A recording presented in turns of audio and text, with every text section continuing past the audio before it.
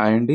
ఈ వీడియోలో మనం శాతవాహనులకు సంబంధించి కాన్సెప్ట్ ఓరియెంటెడ్ క్వెషన్స్ అంటే పేపరు కఠినంగా ఇచ్చినప్పుడు ఇలాంటి క్వెషన్‌లు రావడానికి అవకాశం ఉంది.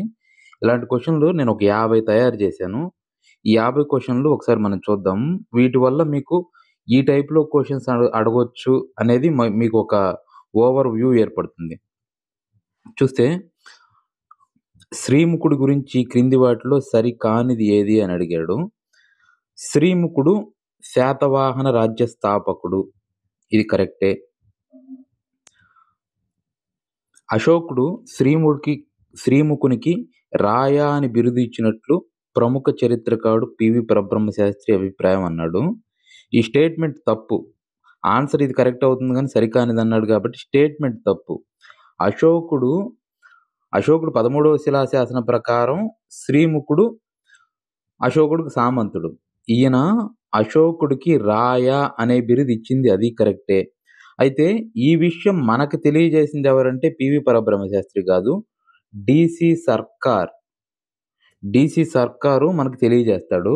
ఇంకా ఈ శ్రీముఖుడి బిరుదు రాయ పేరు మీద గోదావరి ఒడ్డున కోట్లింగాల దగ్గర రాయపట్నం అనే గ్రామం ఏర్పడింది ఈ బిరుదు పేరు మీదనే.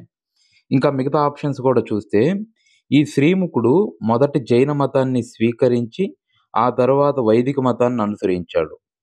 ఇది కరెక్టేనండి. శ్రీముఖుడు మొదట జైన మతాభిమాని. ఈయన జైన మతాభిమానంతో తన రాజధానిలో జైనులకు అనేక చైత్యాలు నిర్మించాడు. కాకపోతే ఆ జైనంలో ఆ టైంలో బౌద్ధం జనాదరణ బాగా పొందడము, ఇంకా జైనంలో దిగంబరత్వం వంటి కఠిన ఆచారాలు, ఇంకా అత్యంత కఠినమైన అహింస ఇటువంటి ఆచారాల వల్ల జైనం పెద్దగా ఆంధ్రదేశంలో వ్యాప్తి చెందలేదు. అయితే ఇంకా ఆ తర్వాత వైదిక మతాన్ని ఆయన స్వీకరించడానికి కారణం ఏంటంటే ఆ టైంలో దేశంలో వైదిక మతోద్ధరణ జరుగుతుంది. ఆ సమయంలోనే శాతవాహనులు వచ్చారు. శాతవాహనులు అధికారంలోకి వచ్చారు. అందువల్ల మిగతా ప్రజలు వైదిక మతాన్ని అనుసరించడం వల్ల వీళ్ళు కూడా వైదిక మతాన్ని అనుసరిస్తారు. ఫస్ట్ ఈయన జైన మత గురువు కాలకాసూరి అనే అతను. కాలకాసూరి ఈయన జైన మత గురువు. తర్వాత శ్రీముఖుని నాణేలు కోటిలింగాల మునులగుట్ట వద్ద లభ్యమయ్యాయి. ఇది కరెక్టే.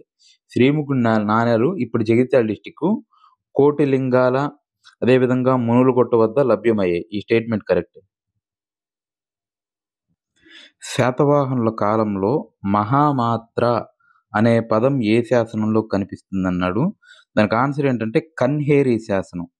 ఈ కన్హేరి శాసనం ఎవరు వేస్తారంటే శాతవాహనంలో 2వ రాజు కృష్ణుడు నాసిక్కు కన్హేరిలో బౌద్ధ సన్యాసుల సంక్షేమం కోసం కొన్ని గుహలను తవ్వించి వాళ్ళ రక్షణ కోసం వాళ్ళ బాగోగులు చూడడానికి ధర్మ మహామాత్ర అనే అధికారులు నియమిస్తాడు. ఇలా చెప్పే శాసనం ఏంటంటే ధర్మ మహామాత్ర అనే అధికారుల గురించి చెప్పే శాసనం ఏంటంటే కన్హేరి శాసనం. వీళ్ళు ఈ ధర్మ మహామాత్ర అనే వీరు మౌర్యుల పాలనా విధానం నుంచి స్వీకరించారు. మొదటి శాతకర్ణి గురించి ఈ క్రింది వాటిలో సరికానిది ఏది అని అడిగాడు. సరికానిది. హతిగుంపా శాసనం ప్రకారం మొదటి శాతకర్ణి కళింగ కారవేలునిపై విజయం సాధించాడు. సరికానిది అడిగాడు. ఇది కరెక్ట్.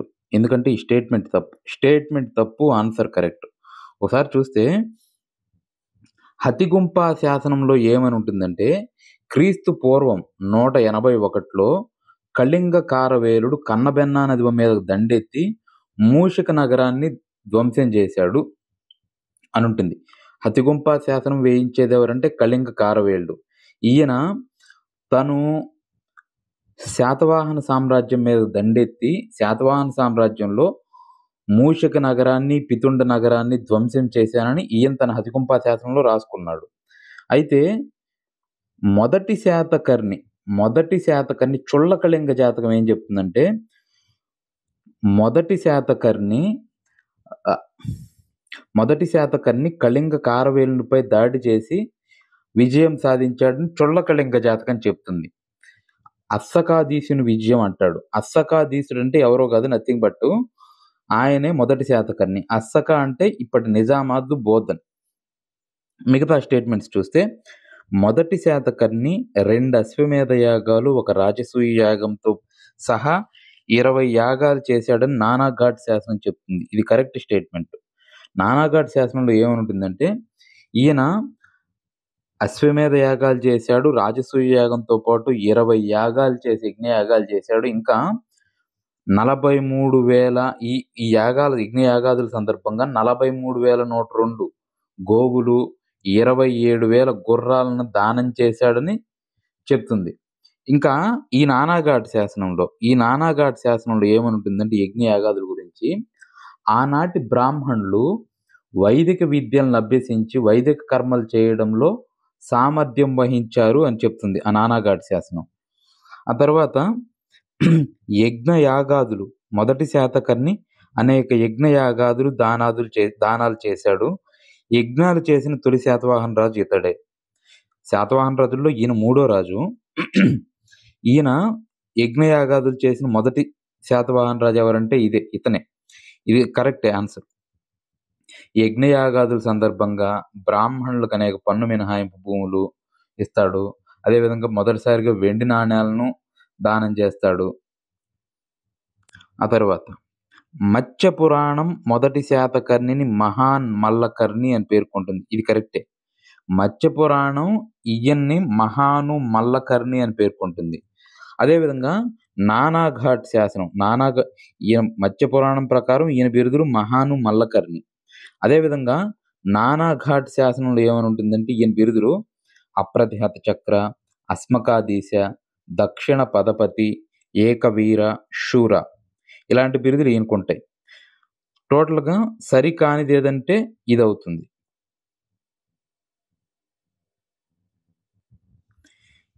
రెండవ శాతకర్ణి గురించి ఈ క్రింది వాటిలో సరికానిది ఏది అని అడిగారు.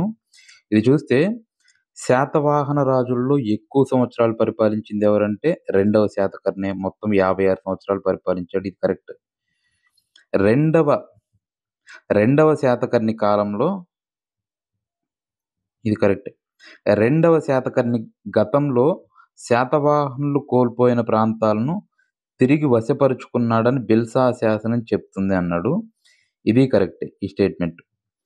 అదేవిధంగా రెండవ శాతకర్ణి కాలంలోనే శకా శాతవాహన సంఘర్షణ ప్రారంభమైంది అన్నాడు. శకా శాతవాహన సంఘర్షణ ఈయన కాలంలోనే ప్రారంభమవుతుంది. ఇది కరెక్టే. తర్వాత రెండవ శాతకర్ణి యొక్క ఆస్థాన కళాకారుడు విజయనాథుడు అన్నాడు. ఈ తప్పు. విజయనాథుడు కాదు. రెండవ శాతకర్ణి ఆస్థాన కళాకారుడు వాసిష్ఠిపుత్ర ఆనంద అనే అతను రెండవ శాతకర్ణి కాలంలో ఆస్థాన కళాకారుడు. ఈ విజయనాథుడు ఎవరంటే హలుడు యొక్క సేనాధిపతి ఎవరంటే ఈ విజయనాథుడు. ఇంకా ఇక్కడ మనం గుర్తుపెట్టుకోవాల్సింది ఏంటంటే గౌతమిపుత్ర శాతకర్ణి ఆస్థానంలో శివగుప్తుడు ఉంటాడు. గౌతమిపుత్ర శాతకర్ణి ఆస్థానంలో శివగుప్తుడు ఉంటాడు. ఇంకా యజ్ఞశ్రీ శాతకర్ణి ఆస్థానంలో విజయగోపుడు లేదా భావగోపుడు ఉంటారు. అదేవిధంగా మూడవ పులోమావి ఆస్థానంలో స్కందనాథుడు లేదా కందనాగుడు ఈయన ఉంటారు. ఇంకా ఈ స్కందనాగుడే మ్యాకధోని శాసనాన్ని లిఖిస్తాడు. మ్యాకధోని శాసనం ఈ స్కందనాగుడే లిఖిస్తాడు. ఇవి గుర్తుపెట్టుకోవాల్సి ఉంటుంది. అయితే ఈ శక శాతవాహన సంఘర్షణల గురించి మనకు తెలిపే గ్రంథం ఏంటంటే Periplus of the Erythraean Sea గ్రంథం మనకు శక శాతవాహన సంఘర్షణ గురించి తెలుపుతుంది. ఏ శాతవాహన రాజు యొక్క నాణేలు ఛత్తీస్గఢ్ రాష్ట్రంలోని బాల్పురా గ్రామంలో లభించాయి అని అడిగాడు. దీనికి ఆన్సర్ ఏంటంటే అపీలకుడు. అపీలకుడు 2వ శాతకర్ణి తర్వాత రాజ్యాధికారంలోకి వస్తాడు. ఈయన నాణెం ఇటీవల ఛత్తీస్‌గఢ్‌లోని బాల్‌పురా అనే గ్రామంలో లభించింది అంటున్నాడు. ఇది ఇంపార్టెంట్ అండి. ఒకసారి గమనించండి. శాతవాహన రాజులలో విక్రమార్క అనే బిరుదు ఎవరికి కలదంటే కుంతల శాతకర్ణి. నండూరు కృష్ణమాచార్యులు ఆయన ప్రతిపాదన ప్రకారం విక్రమాదిత్యుడు, విక్రమార్క అనే బిరుదు శాతవాహన రాజుల్లో ఎవరికుంటుందంటే కుంతల శాతకర్ణికుంటుంది. కామసూత్ర గ్రంథం గురించి క్రింది వాటిలో సరికానిది ఏది అని అడిగాడు. వాత్సాయనుడు ఈ గ్రంథాన్ని రాస్తాడు. వాత్సాయనుడు రాసిన ఈ గ్రంథం ప్రాకృత భాషలో రచించాడన్నాడు. తప్పిది. వాత్సాయనుడి గ్రంథాన్ని సంస్కృత భాషలో రచిస్తాడు. మనకి ఈ గ్రంథాలు ఒకసారి చూస్తే, శాతవాహనుల కాలంలో ఉన్న గ్రంథాలను ఒకసారి చూస్తే, గుణాఢ్యుడు బృహత్ కథను పైశాచీ ప్రాకృతం అదే దేశీ భాష. తర్వాత సంస్కృత గ్రంథాలను ఒకసారి చూస్తే ఆచార్య నాగార్జునుడు రాసిన గ్రంథాలన్నీ సంస్కృత భాషలోనే ఉంటాయి. ఇంకా శర్వవర్మ కాతంత్ర వ్యాకరణం సంస్కృత భాషలో ఉంటుంది. అదేవిధంగా ఈ వాత్సాయనుడు కామసూత్ర కూడా సంస్కృత భాషలోనే ఉంటుంది. అయితే కొన్ని ముఖ్యమైన గ్రంథాలు, కథాసరిత్సాగరం ఇది కూడా సంస్కృత భాషలోనే ఉంటుంది. కొన్ని ముఖ్యమైన గ్రంథాలు ఉంటాయి. హలుడు రాసిన గాథా సప్తశతి, కుతూహలుడు లీలావతి పరిణయము, ఇవి ప్రాకృత భాషలో ఉంటాయి. ఇక మిగతా ఆప్షన్స్ చూద్దాం. కామసూత్రను తెలుగులోకి అనువదించిన వారు ఎవరంటే పంచాగ్నుల ఆదినారాయణ శాస్త్రి. ఇది కరెక్టే. కామసూత్రను పంచాగ్నుల ఆదినారాయణ శాస్త్రి తెలుగులోకి అనువదిస్తాడు. శృంగార జీవితానికి సంబంధించిన అన్ని విషయాలను నిర్మొహమాటంగా శాస్త్రీయంగా ఈ గ్రంథం వివరిస్తుంది. ఇది కరెక్టే స్టేట్మెంట్. శాతవాహనుల కాలంలో బానిస వ్యవస్థ ఉండేదని ఈ గ్రంథం వివరిస్తుంది అన్నాడు. ఇది కరెక్టే. ఈ గ్రంథం శాతవాహనుల కాలం నాటి సాంఘిక ఆర్థిక పరిస్థితులను వివరిస్తుంది. ముఖ్యంగా ఈ గ్రంథం శృంగార జీవితానికి సంబంధించిన అన్ని విషయాలని నిర్మొహమాటంగా శాస్త్రీయంగా ఈ గ్రంథంలో వివరిస్తుంది. ఈ వాత్సాయనుడు కుంతల శాతకర్ణి ఆస్థానంలో ఉంటాడు. కుంతల శాతకర్ణి గురించి ఏమి రాస్తాడంటే, తన భార్య మలయవతితో శృంగారం సమయంలో కరీర్త అనే కామ సంబంధమైన క్రీడ ద్వారా ఆవిడ మరణించినట్లు ఈ కామసూత్ర గ్రంథంలో ఈయన పేర్కొంటాడు. మగధపై దండెత్తి సుశర్మను ఓడించి మగధ సామ్రాజ్యాన్ని ఆక్రమించిన శాతవాహన రాజు అని అడిగారు. దానికి ఆన్సర్ ఏంటంటే మొదటి పులోమావి. సుశర్మను ఓడించి మగధ సామ్రాజ్యాన్ని ఆక్రమించింది ఎవరంటే మొదటి పులోమావి. ఇలా మనకు ఏది చెప్తుందంటే మత్స్య పురాణం చెప్తుంది. ఈ పురాణమే గాక మనకి కుహ్రమ లేదా కుహ్రమ ఇదే ప్రాచీన పాటలీపుత్రం వద్ద మనకు కొన్ని నాణేలు లభ్యమైనవి. ఆ నాణేలు కూడా ఇదే విషయం చెప్తున్నాయి. అక్కడ లభ్యమైన నాణేలలో ఈ మొదటి పులోమావి నాణేలు ఉన్నాయి. అదేవిధంగా అలహాబాద్ అంటే భీత అంటారు. ప్రాచీన కాలంలో భీత అంటారు, ఇప్పుడు అలహాబాద్ అంటారు. అలహాబాద్లో లభ్యమైన ఒక శాసనంలో కూడా ఈ విషయం చెప్తుంది. ఈ మొదటి పులోమావి ఈయన శాతవాహన సామ్రాజ్యాన్ని ఒక అఖిల భారత సామ్రాజ్యంగా మార్చేశాడు. శాతవాహనుల్లో ఎవరి కాలాన్ని ప్రాకృత భాషకు స్వర్ణయుగంగా పేర్కొంటారు? ఇంకా ఆన్సర్ హలుడు కాలాన్ని శాతవాహనుల కాలం మొత్తం మీద ప్రాకృత భాషకు స్వర్ణయుగం. ఈయనే రాజు. ఇతని బిరుదు కవివత్సలుడు. ఈయన గొప్ప కవి, రాజు, సాహితీవేత్త. ఈయన ప్రాకృత భాషలో 700 కథలతో గాథా సప్తశతి అనే ఒక ఉద్గ్రంథాన్ని సంకలనం చేస్తాడు. ఈ గాథా సప్తశతి ఇది very very important. Gatha Saptashati.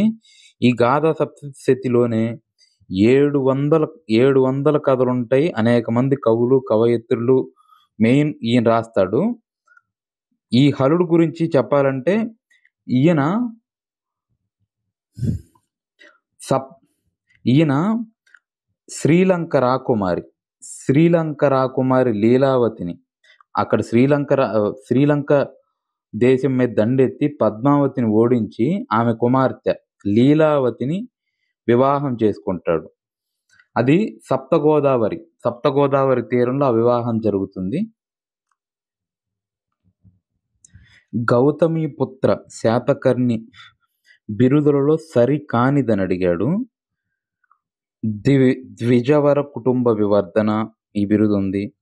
Satavahana కులయశ ప్రతిష్టాపనకరుడు ఇది ఆయన బిరుదు ఉంది. త్రిసముద్ర తోయ పీతవాహన ఇది ఈయనకు సంబంధించిన బిరుదే. దక్షిణ పదేశ్వరుడు అనేది ఇది తప్పు, సరికానిదడు కాబట్టి ఇది కరెక్ట్ అవుతుంది. అసలు ఈ దక్షిణ పదేశ్వరుడు ఈ బిరుదు ఎవరికి ఉంటుందంటే రెండవ పులోమావికి దక్షిణ పదేశ్వరుడు అనే బిరుదు ఉంటుంది. ఈ దక్షిణ అని వచ్చేవి కొన్ని ఉంటాయి మనకి చూస్తే. దక్షిణాపదస్వామి అనే బిరుదు ఎవరికి ఉంటుందంటే శ్రీకృష్ణదేవరాయలు.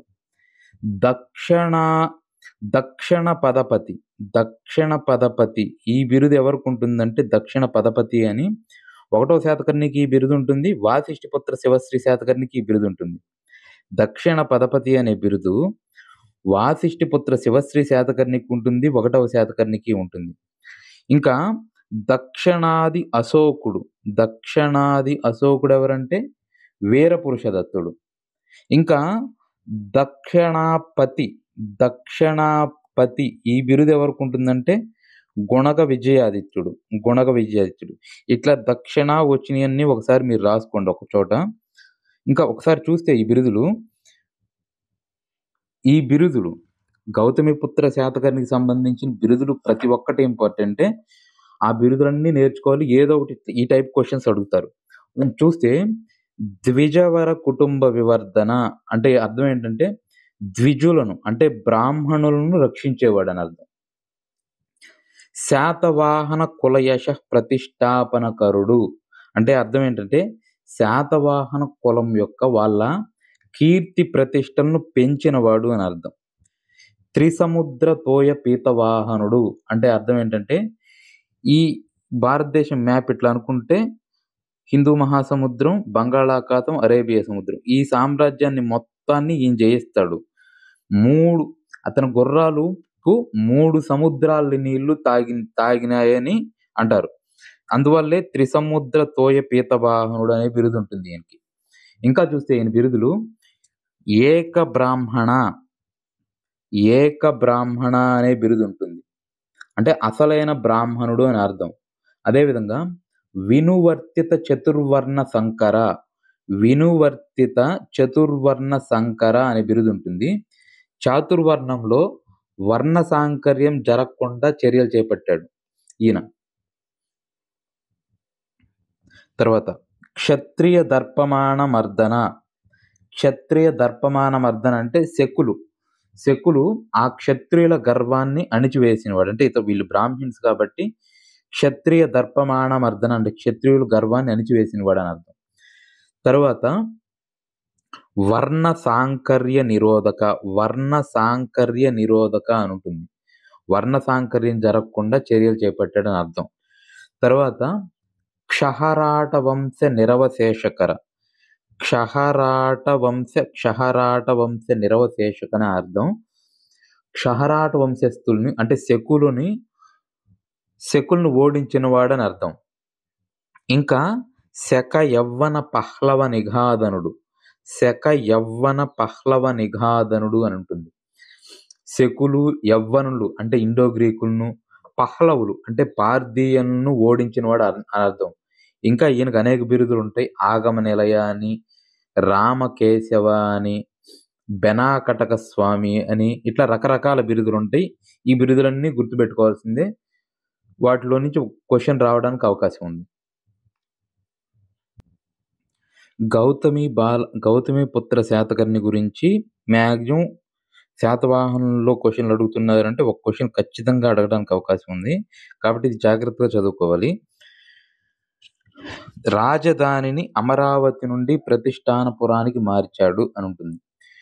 ఈయన అప్పటికి అప్పటికి రాజ్యం అంతా కుచించుకుపోయి ఆంధ్ర ప్రాంతానికే పరిమితం ఉంటుంది. ఇతని తండ్రి శివస్వాతి అధికారంలోకి వచ్చే నాటికి, ఆ తర్వాత ఈయన గౌతమిపుత్ర శాతకర్ణి అధికారంలోకి వచ్చే నాటికి వీళ్ళ రాజ్యం ఓన్లీ సౌత్ ఇండియాలో ఆంధ్ర, తెలంగాణ ప్రాంతానికే పరిమితమై ఉంటుంది. ఈయన శకులను ఓడించి ప్రతిష్టానపురం, మహారాష్ట్ర, గుజరాత్‌లోని బ్రోచ్‌ని ఆక్రమించి రాజ్యాన్ని విస్తరిస్తాడు రాజస్థాన్ వరకు. ఈ ఈ రాజస్థాన్ వరకు విస్తరించి ఈయన రాజధానిని మళ్ళీ అమరావతి నుండి ప్రతిష్టానపురానికి మారుస్తాడు. తర్వాత కన్నడ దేశంలో ప్రసిద్ధ వైజయంతి అనే ప్రసిద్ధ రేవు పట్టణాన్ని ఇతను ఆక్రమించాడు అని ఉంటుంది. ఇది కరెక్టే స్టేట్మెంట్. తర్వాత కార్లే గుహకు కరజాక గ్రామాన్ని బాలాశ్రీ తొలపించిన దేవి గుహకు పిశాచ భద్రక అనే గ్రామం దానం చేశాడు. ఇది కరెక్టే. ఆల్ ఆర్ కరెక్టే అండి. గౌతమిపుత్ర శాతకర్ణి గురించి, ఈయన రాజ్యంలో ఉన్న సామంత రాజ్యాల గురించి అయితేనేమి ఖచ్చితంగా ఒక క్వెషన్ రావడానికి అవకాశం ఉంటుంది. ఉదాహరణకు 2012లో ఈయన రాజ్యంలో అనేక జనపద సామంత రాజ్యాలుంటాయి. అవి అడగొచ్చు, వాటి రాజధానులు అడగొచ్చు. చూస్తే 2012లో ఏమని అడిగాడంటే అస్సక, శాతవాహన సామ్రాజ్యంలో అస్సక దీని రాజధాని ఏదని అడిగాడు. అస్సక అంటే నిజామాబాదు, దాని రాజధాని బోధన్. తర్వాత 2017లో అనూప దీని రాజధాని ఏది అని అడిగాడు. అనూప రాజధాని మాహిష్మతి. ఇవన్నీ గుర్తుపెట్టుకోవాల్సిందేను. ఇంకా గౌతమిపుత్ర శాతకర్ణి గురించి జోగల్ తంపి యుద్ధం అది వెరీ వెరీ ఇంపార్టెంట్. దాని గురించి కూడా చూసుకోవాల్సి ఉంటుంది. శాతవాహన రాజులలో నవనరస్వామి అనే బిరుదు ఎవరికి కలదన్నాడు. నవనరస్వామి, నవనగరస్వామి, దక్షిణపదేశ్వరుడు ఎవరంటే రెండవ పులోమావి. ఈయన మహారాష్ట్ర, మహాభోజ, పిటినిక, పుండ్ర, పులింద, మూతిబ, శబర మొదలగు 9 జాతులను ఏకం చేసి చేయడం వల్ల ఈయనకి నవనరస్వామి, నవనగరస్వామి అనే బిరుదు ఉంటుంది. దీనికి ఆన్సర్ వాసిష్ఠిపుత్ర రెండవ పులోమావి. యజ్ఞశ్రీ శాతకర్ణి గురించి ఈ క్రింది వాటిలో సరికానిది అని అడిగాడు. ఒకసారి చూస్తే శాతవాహన రాజుల అందరికంటే ఎక్కువ సంఖ్యలో నాణేలను ముద్రించాడు. ఇది కరెక్టే స్టేట్మెంట్. భానుడు హర్ష చరిత్రలో ఇతడిని త్రిసముద్రాధిపతిగా కీర్తించాడు అని అడుగుతున్నాడు. త్రిసముద్రాధిపతి అన్నాడు కాబట్టి తప్పు. త్రిసముద్రాధీశ్వరుడు భానుడు హర్ష చరిత్రలో యజ్ఞశ్రీ శాతకర్ణి గురించి త్రిసముద్రాధీశ్వరుడు అని కీర్తించాడు. ఈ త్రిసముద్రాధిపతి అనే బిరుదు ఎవరికి ఉంటుందంటే విష్ణుకుండిన్ రాజుల్లో గొప్పవాడు రెండవ మాధవవర్మ. త్రిసముద్రాధిపతి అనే బిరుదు ఆయనకుంటుంది, రెండవ మాధవవర్మ. త్రిసముద్ర తోయ పీతవాహనుడు అనే బిరుదు ఎవరికి ఉంటుందంటే గౌతమిపుత్ర శాతకర్ణి. ఆ తర్వాత మిగతా ఆప్షన్స్ చూస్తే ఇది తప్పు కాబట్టి ఇది ఆప్షన్ కరెక్ట్. ఇతని కాలంలో మత్స్య పురాణం సంకలనం చేయబడింది అంటున్నాడు. ఇది కరెక్టే. ఇతని కాలంలోనే మత్స్య పురాణం సంకలనం చేయబడుతుంది. ఇతని కాలంలో ధాన్యకటక మహాస్తూపానికి ఆచార్య నాగార్జునుడు శిలా ప్రాకారం నిర్మించాడు అన్నాడు. ఇది కరెక్టే. ఈయన కాలంలోనే ఆచార్య నాగార్జునుడు ధాన్యకటక మహాస్తూపానికి రాతి ప్రాకారం, రాతి గోడను నిర్మిస్తాడు. ఈ ఆచార్య నాగార్జునుడు కొరకు యజ్ఞశ్రీ శాతకర్ణి మహావిహారం లేదా పారావత విహారం అనేదాన్ని నిర్మిస్తాడు. ఇట్లా నిర్మించినట్లు ఎవరు చెప్తారంటే పాహ్యాన్ చెప్తాడు. దీనిలో 1500 గదులు ఉండేవని ఇవన్నీ చెప్తాడు. శాతవాహనుల్లో చివరి పాలకుడు అని అడిగారు. శాతవాహనుల్లో చివరి పాలకుడు ఎవరంటే మూడవ పులోమావి. ఈయన్ని పురాణాలు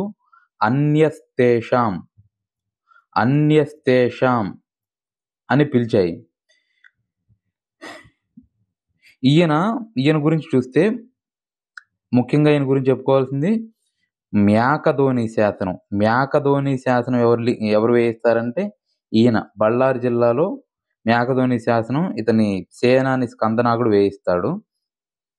ఇతనే శాతవాహన కాలంలో చివరి పాలకుడు. ఈయన తర్వాతనే వీళ్ళ సామంత రాజ్యాలు ఇక్ష్వాకులు, అభీరులు, చుటనాగులు, వాకాటకులు, కొరవంశం, కొల్హాపూర్‌లో కొరవంశం వీళ్ళు ఆయా ప్రాంతాల్లో స్వతంత్ర రాజ్యాలను స్థాపించుకుంటారు. శాతవాహనుల కాలంలో అధికారులకు సంబంధించి ఈ క్రింది వారినిలో సరికాని జత అని అడిగాడు. ఒకసారి చూస్తే మనకి ఈ అనేక మంది అధికారులుంటారు. రాజుకు సలహాలివ్వడానికి నలుగురు మంత్రులు ఉంటారు. ఇవన్నీ వెరీ వెరీ ఇంపార్టెంట్ గుర్తుపెట్టుకోవాల్సిందే. ఒకసారి చూస్తే భాండాగారికుడంటే శిస్తును వస్తు రూపంలో వసూలు చేసి భద్రపరిచేవాడెవరంటే భాండాగారికుడు. ఇది కరెక్టే. నిబంధనకారుడు అన్నారు. శిస్తును ద్రవ్య రూపంలో వసూలు చేసేవాడెవరంటే నిబంధనకారుడు అనేది తప్పు. శిస్తును ద్రవ్య రూపంలో వసూలు చేసి భద్రపరిచేవాడెవరంటే హిరణ్యకుడు. హిరణ్యకుడు శిస్తును ద్రవ్య రూపంలో వసూలు చేసి భద్రపరుస్తాడు. ఆ తర్వాత ఇది తప్పు. అదేవిధంగా ఒకసారి ఇది చూస్తే సార్ధబాహులు అన్నాడు. ఇది తప్పే. ఈ 2 తప్పే. సార్ధబాహులు అంటే విదేశీ వర్తకం చేసే వాళ్ళని సార్ధబాహులు అంటారు. ఆ కాలంలో విదేశీ వ్యాపారం విరివిగా సాగుతుంది. విదేశీ వ్యాపారం చేసే వర్తకులను ఏమంటారంటే సార్ధబాహులు అంటారు. ఈ విద్యా మతపరమైన వివాదాలను పరిష్కరించే వారిని ఏమంటారంటే మహాధార్మిక అంటారు. విద్యా మతపరమైన వివాదాలను పరిష్కరించే వారిని. లేఖకుడు రాజాజ్ఞలను లిఖించే అధికారి. ఇది కరెక్టే. ఈ 2 తప్పు. ఒకసారి ఈ అధికారులు వాళ్ళకి సంబంధించిన విషయాలను మనం జాగ్రత్తగా చదువుకోవాలి. నంబర్ ఆఫ్ టైమ్స్ చదివితేనే అవి గుర్తుంటాయి. సింపుల్‌గా చూస్తే రాజమాత్య అంటే రాజు అంతరంగిక సలహాదారుడు. రాజు సమక్షంలో పనిచేస్తూ రాజుకు సలహాలిచ్చేవాడు. ఇంకా చూస్తే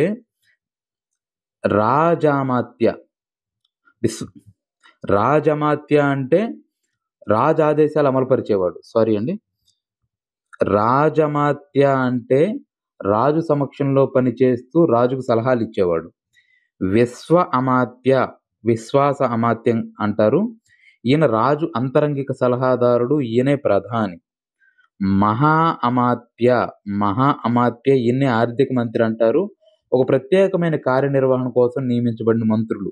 మహామాత్ర అనే పదం మనం కనిహేరి శాసనంలో ఇందాక చూసాం. అలాగా మహా అమాత్య ఈయనే ఆర్థిక మంత్రి. ఆ తర్వాత భాండాగారికుడు అంటే వస్తు రూపంలో భద్రపరిచేవాడు. హిరణ్యకుడు అంటే శిస్తుని ద్రవ్య రూపంలో భద్రపరిచేవాడు. నిబంధనకారుడు ఈయన్నే అక్షపటలకుడు అంటారు. నిబంధనకారుడు లేదా అక్షపటలుడు అంటారు. రాజు పత్రాలను రాజు వ్యవహారాలు అంటే రెవెన్యూ రికార్డులను వ్రాసి భద్రపరిచేవాడు ఈయన. తర్వాత పరిందవారాలు అంటారు. పరిందవారాలు అంటే రాజు గూఢచారులు, సైనిక దళంలో గూఢచారులను పరిందవారాలు అంటారు. ఇంకా దూత ఎవరంటే రాయబారి. దూత అంటే రాయబారి. ఇంకా రజ్జగాహకుడు లేదా రాజ్య భాష్యకుడు. క్షేత్రస్థాయిలో భూమిని సర్వే చేసి శిస్తు నిర్ణయించి శిస్తు వసూలు చేసేవాడు ఎవరంటే రజ్జగాహకుడు లేదా రాజ్య భాష్యకుడు. మహాధార్మిక విద్యా మతపరమైన వివాదాలను పరిష్కరించేవాడు. అదేవిధంగా మహా ఆర్యక అనే పదం ఉంటుంది. మహా ఆర్యక అంటే న్యాయపరమైన వివాదాలను పరిష్కరించేవాడు ఎవరంటే మహా ఆర్యక. ఇంకొక పదం మహాకార్యక అని ఉంటుంది. మహాకార్యక ఎవరంటే గ్రామాల్లో సమస్యల పరిష్కారం కోసం ఉన్న ప్రభుత్వ అధికారిని మహాకార్యక అంటారు. ఇట్లాగా ఈ పేర్లన్నీ గుర్తుపెట్టుకోవాల్సిందే. ఏదో ఒకటి రావడానికి అవకాశం ఉంది. గాథా సప్తశతి గ్రంథం ప్రకారం ఈ క్రింది వాటిలో సరికానిది అని అడిగాడు. వరి, చెరకు, జనుము, కొబ్బరి మరియు నువ్వుల పొలాలు గ్రామాల చుట్టూ ఉన్నట్లు గాథా సప్తశతి పేర్కొంటుంది అన్నాడు. ఇది కరెక్టే స్టేట్మెంట్. గాథా సప్తశతి గ్రంథం శివ స్తోత్రంతో ప్రారంభమై గౌరీ స్తోత్రంతో ముగుస్తుంది. ఇది స్టేట్మెంట్ కరెక్టే. అదేవిధంగా గాథా సప్తశతి గ్రంథం వలన శాతవాహనుల కాలం నాటి సాంఘిక జీవన పరిస్థితులు, గ్రామీణ జీవనం తెలుస్తుంది అన్నాడు. ఇది కరెక్టే. యాక్చువల్గా శాతవాహనుల కాలం నాటి సాంఘిక జీవన విధానం గురించి మనకి ముఖ్యంగా తెలియజేసేది ఏదంటే గాథా సప్తశతి గ్రంథమే. ఇంకా తర్వాత గోనాడ్యుడి బృహత్ కథ, వాత్స్యాయనుడి కామసూత్ర కూడా కొంతవరకు తెలియజేస్తాయి. మెయిను ఈ గ్రంథమే తెలియజేస్తుంది. ఇంకా గాథా సప్తశతి గ్రంథం ఆ కాలం నాటి వర్తక వాణిజ్యాన్ని గురించి, అంతర్జాతీయ వ్యాపారం చేయు రేవు పట్టణాల గురించి తెలిపిందన్నాడు. ఈ స్టేట్మెంట్ తప్పు. ఈ స్టేట్మెంట్ తప్పు. కాబట్టి సరికానిది అడిగితే ఇది పెట్టాల్సొస్తుంది. చూస్తే వర్తక వాణిజ్యాలకు, అంతర్జాతీయ వ్యాపారం చేయు రేవు పట్టణాలకు గాథా సప్తశతికి అసలు సంబంధమే లేదు. ఈ వర్తక వాణిజ్యాల గురించి, అంతర్జాతీయ వ్యాపారం చేయు రేవు పట్టణాల గురించి మనకి తెలియజేసే పుస్తకాలేమేంటి అంటే 'Periplus of the Erythraean Sea', 'Pliny Rome natural history' ఒకటి, 'క్లాడియస్ టాలమీ యొక్క గైడ్ టు జాగ్రఫీ' ఇవి మనకు తెలియజేస్తాయి. అయితే గాథా సప్తశతి గురించి వెరీ వెరీ ఇంపార్టెంట్ అండి. ఖచ్చితంగా పేపర్ ఈజీగా వచ్చినా, టఫ్‌గా వచ్చినా దీనిలో నుంచి ఒక క్వెషన్ రావడానికి అవకాశం ఉంటుంది. అసలు గాథా సప్తశతి నుంచి ఏం అడుగుతారని చూస్తే, ఈ గాథా సప్తశతి గ్రంథాన్ని ఇంతకుముందే మాట్లాడుకున్నాం.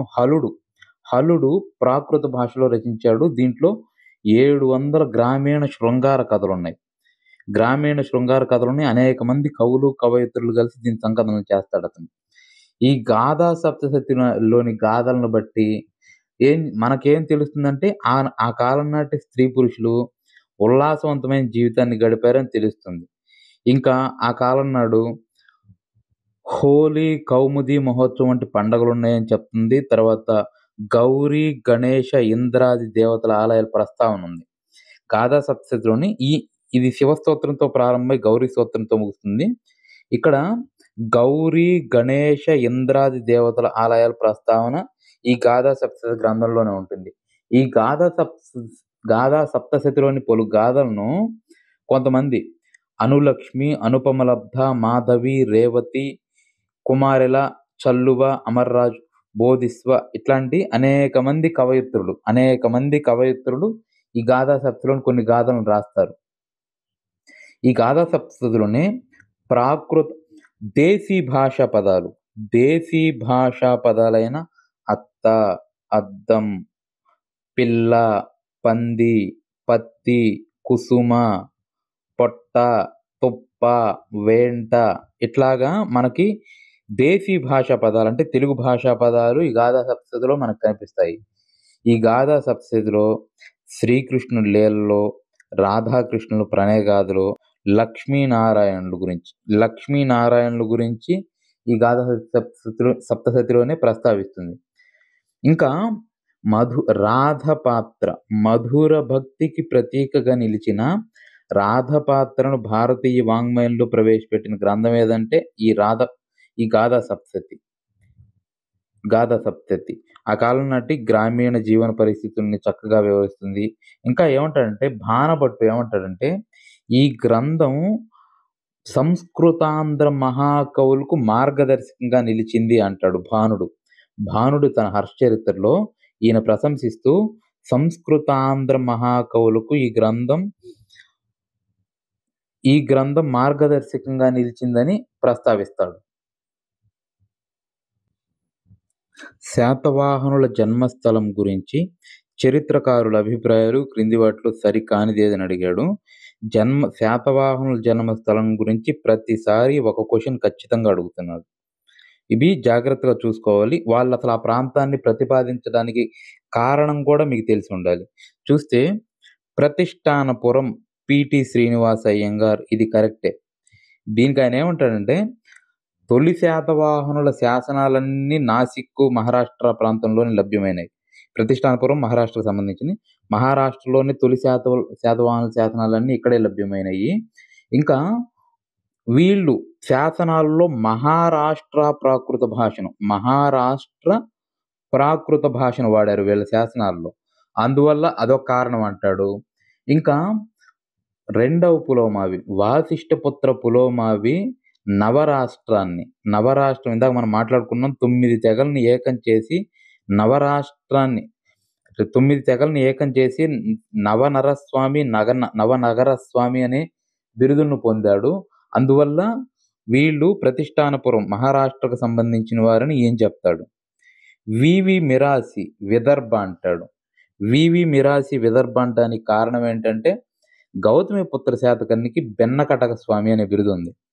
బెన్నకటక స్వామి అనే బిరుదుంది. ఈ బెన్నకటక స్వామి అనే బిరుదు రావడానికి కారణం విదర్భ దగ్గర మహారాష్ట్రలో వార్ధా జిల్లాలో కన్హాస్ అంటే విదర్భ ప్రాంతంలో కన్హాస్ అనే నది ఉంది. ఆ కన్హాస్ అనే నది పేరు మీద కన్నబెన్న నది ఉంది. ఆ కన్నబెన్న నది ఆధారంగానే ఈయనకి బెనకటక స్వామి అనే బిరుదొచ్చింది అని ఈయనంటాడు. ఇంకా కన్నడ ప్రాంతం సుక్తంకర్ అంటాడు. ఈయనేమంటాడంటే 2 శాసనాలను ప్రామాణికంగా తీసుకుంటాడు ఈయన. పల్లవ శివస్కందవర్మ హిరహడగల్లి శాసనం ఒకటి, మూడవ పులోమావి మేకధోని శాసనం. శివస్కందవర్మ హిరహడగల్లి శాసనం, మూడవ పులోమ మేకధోని శాసనాన్ని తీసుకుంటాడు. దాంట్లో హిరహడగల్లి శాసనంలో ఏముంటుందంటే శాతవాహన రాష్ట్ర అని ఉంటుంది. మేకధోని శాసనం మూడవ పులోమ మేకధోని శాసనంలో ఏముంటుందంటే శాతవాహనాహారం అని ఉంటుంది. ఈ శాతవాహనాహారం, ఈ శాతవాహన రట్ట ఇవి ఉండడం వల్ల ఈయన శాతవాహనులు కన్నడ ప్రాంతానికి చెందినవారు, కన్నడ వీరి జన్మస్థలం ఆయన పేర్కొంటాడు. అయితే డాక్టర్ గోపాలాచారి ఈ కన్నడవాదాన్ని డాక్టర్ గోపాలాచారి గాలివాదం అంటాడు డాక్టర్ గోపాలాచారి. ఇంక తీరా చూస్తే ఆంధ్ర ప్రాంతం అని పివి పరబ్రహ్మ శాస్త్రి, రాజారెడ్డి, సంగనబట్ల నరసయ్య, బిఎన్ శాస్త్రి. ఇది తప్పు ఆన్సరు. కారణం ఏంటంటే ఈ పివి పరబ్రహ్మ శాస్త్రి, రాజారెడ్డి, సంగనబట్ల నరసయ్య, బిఎన్ శాస్త్రి వీళ్ళేమంటారంటే తెలంగాణ ప్రాంతం శాతవాహనుల జన్మస్థలం అంటారు. తెలంగాణ చరిత్రకారులు తెలంగాణ ప్రాంతం శాతవాహనుల జన్మస్థలం తెలంగాణ అంటారు. దానికి ఈయనేమంటారంటే తొలి శాతవాహనులు శ్రీముకుడు తెలంగాణలోని కరీంనగర్ కోట్లింగాలలో, జగిత్యాల కోట్లింగాల మునులగుట్ట వద్ద ఈయన అనేక నాణ్యాలు దొరకటము, తర్వాత మెదక్ జిల్లా కొండాపూర్లో, ఇప్పుడు అది సంగారెడ్డి జిల్లా అనుకుంటాను, సంగారెడ్డి జిల్లా కొండాపూర్లో ఆయనకు సంబంధించిన నాణ్యాలు ముద్రించేవి దొరకటము, ఇట్లాగా ఈ తొలి శాతవాహనులకు సంబంధించిన అనేకము ఆ టైంలో ఇక్కడే దొరుకుతాయి. అందువల్ల ఈ చరిత్రకారులు తెలంగాణ అంటారు. అయితే ఆంధ్ర అని ఎవరంటారంటే Gutti Venkatarao, Smith, Burgess, Barnett, RG Bhandarkar వీళ్ళు ఆంధ్ర ప్రాంతం అంటారు. వీళ్ళు తీసుకోవడానికి కారణం ఏంటంటే నాసిక్ శాసనంలో కొన్ని ప్రాంతాల గురించి పేర్కొంటాడు. ఉదాహరణకు శటగిరి అంటే నాగార్జున కొండని, సిరిటన అంటే ధాన్య కటకమని, శ్రీస్థాన అంటే శ్రీశైలం, చకోర పర్వతాలు, తర్వాత మహేంద్రగిరి పర్వతాలు, ఈ నాసిక్ శాసనంలో పేర్కొన్న అనేక పర్వతాలు ఇవి ఆంధ్ర ప్రాంతానికి సంబంధించినవి.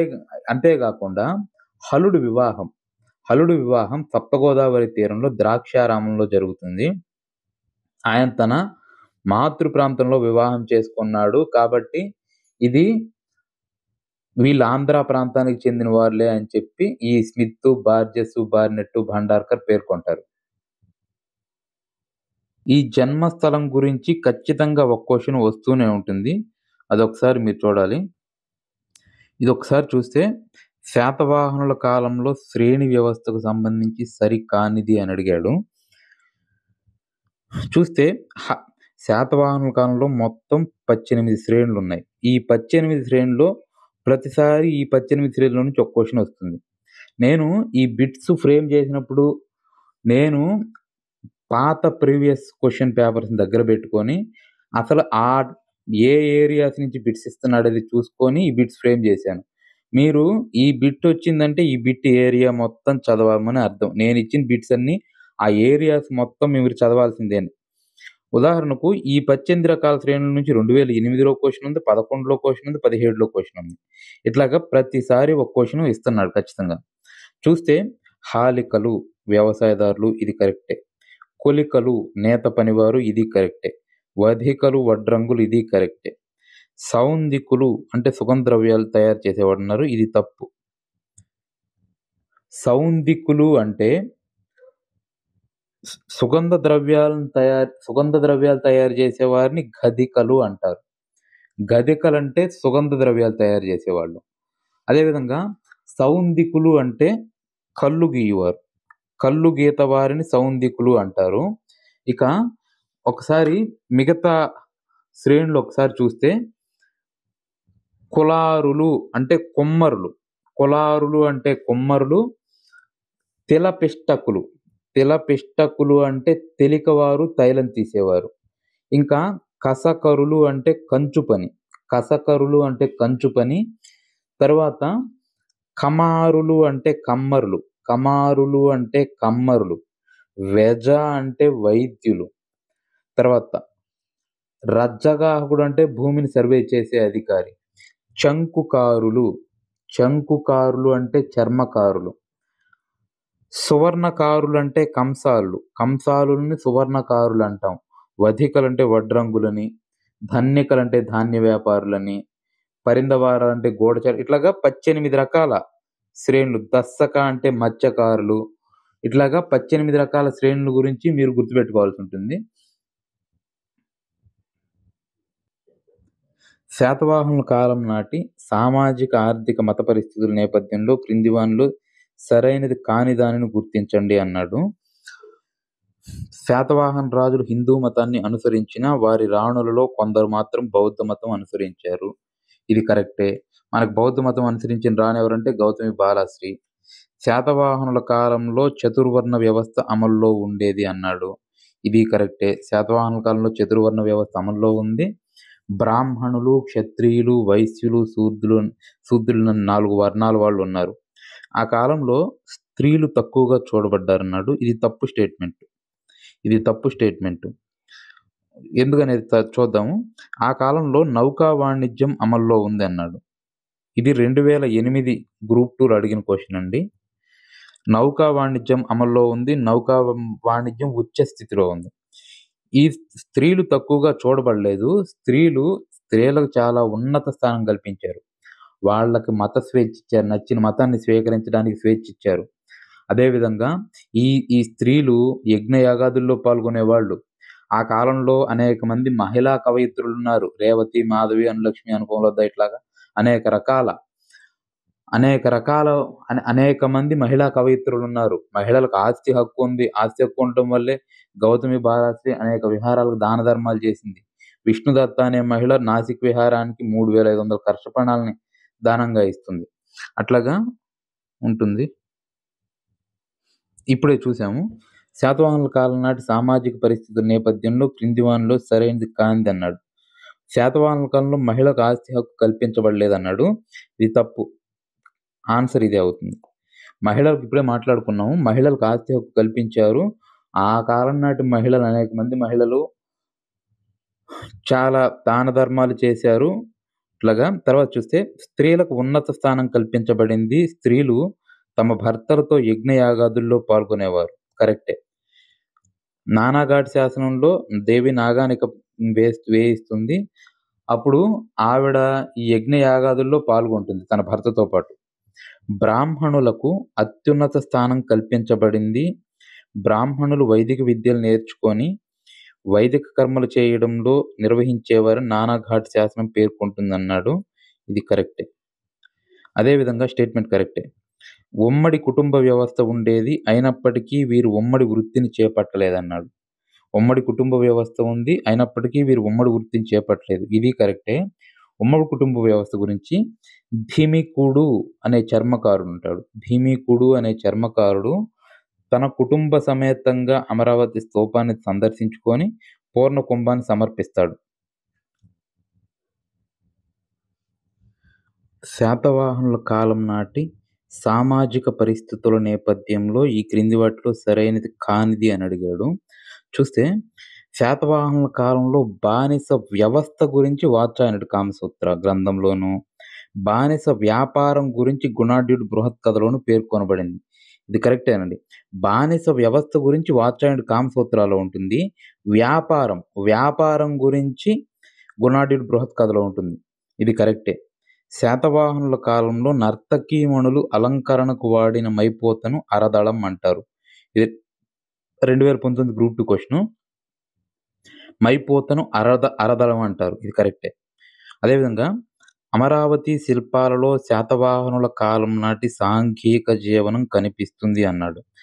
అమరావతి శిల్పాల్లో గాథా సప్తశతిలో ముఖ్యంగా కనిపిస్తుంది. అదేవిధంగా అమరావతి శిల్పాలలో కూడా కనిపిస్తుంది. ఇది స్టేట్మెంట్ కరెక్టే. అమరావతి శిల్పాల్లో గూడా శాతవాహనుల కాలం నాటి సాంఘిక జీవనం కనిపిస్తుంది.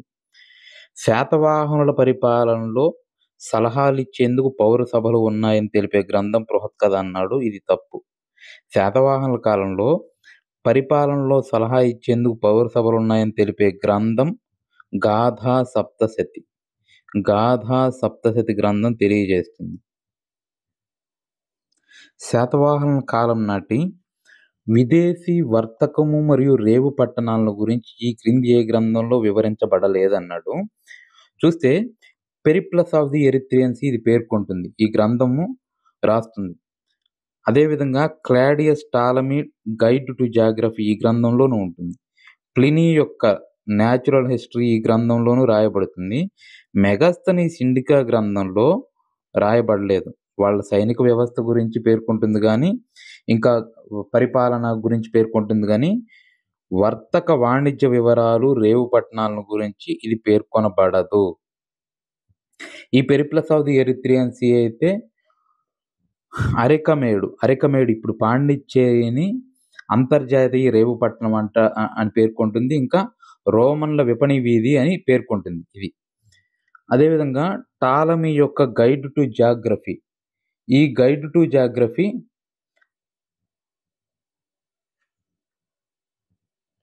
మైసోలియా ప్రాంతం ఈ క్లాడియస్ టాలమీ అంటే మైసోలియా ప్రాంతం ఆ కాలంలో ఒక ముఖ్యమైన రేవు పట్టణం అని పేర్కొంటాడు. శాతవాహనుల కాలం నాటి నిగమ సభలను గురించి పేర్కొన్న గ్రంథం అని అడిగాడు. అసలు నిగమాలంటే పట్టణాలు. శాతవాహనుల కాలంలో నిగమాలంటే పట్టణాలు. పట్టణ పరిపాలనకు ఉన్న సభలను నిగమ సభలు అంటారు. అసలు పట్టణాలు శాతవాహనుల కాలంలో పట్టణాలు ఏమున్నాయి అనేది ఒకసారి చూస్తే కొండాపూరు, ధాన్యకటకము, ప్రతిష్టానపురము, గోవర్ధన్, నాసిక్, కళ్యాణు, సోపారా, బరుకచ్చ, నాసిక్ ఇవన్నీ శాతవాహనుల కాలం నాటి ముఖ్యమైన పట్టణాలు. ఈ పట్టణ ప్రాంతాలను పరిపాలించడానికి శాతవాహన కాలంలో నిగమ సభలుంటాయి. ఈ నిగమ సభల్లోని సభ్యులను గహపతులు అంటారు. ఈ నిగమ సభలను గురించి పేర్కొన్న గ్రంథం వీటిల్లో గాథా సప్తశతి. నిగమ సభల నుంచి గాథా సప్తశతే కాదు, ఇంకా భట్టిప్రోలు శాసనము పేర్కొంటుంది. భట్టిప్రోలు శాసనంలో ఉంటుంది. అదేవిధంగా మెగాస్తనీస్ ఇండికా గ్రంథంలో కూడా ఈ నిగమ సభలను గురించి పేర్కొంటుంది. మెగాస్తనీస్ ఇండికా. శాతవాహనుల కాలంలో గుల్మిక అనే పదం ఏ శాసనం అని అడిగాడు. గుల్మిక అనే పదం ఏ శాసనం అడిగాడు? 3వ పులోమావి యొక్క మేకధోని శాసనం. 3వ పులోమావి వేయించిన మేకధోని శాసనంలో ఈ గుల్మిక అనే పదం కనిపిస్తుంది. అసలు గుల్మిక అంటే ఏంటంటే గుల్మిక, గ్రామిణి, గ్రామిక శాతవాహనుల కాలంలో గ్రామాధికారులు గుల్మిక, గ్రామిణి, గ్రామిక అని ఉంటుంది. ఈ పదం కనిపించేది గుల్మిక. అయితే ఇక్కడ ఇంకొక పదం ఉంటుంది గౌల్మికుడు అని ఇంకొక పదం ఉంటుంది. గౌల్మికుడు ఎవరంటే ఒక 30 మంది సైనికుల నాయకుడు ఎవరంటే గౌల్మికుడు.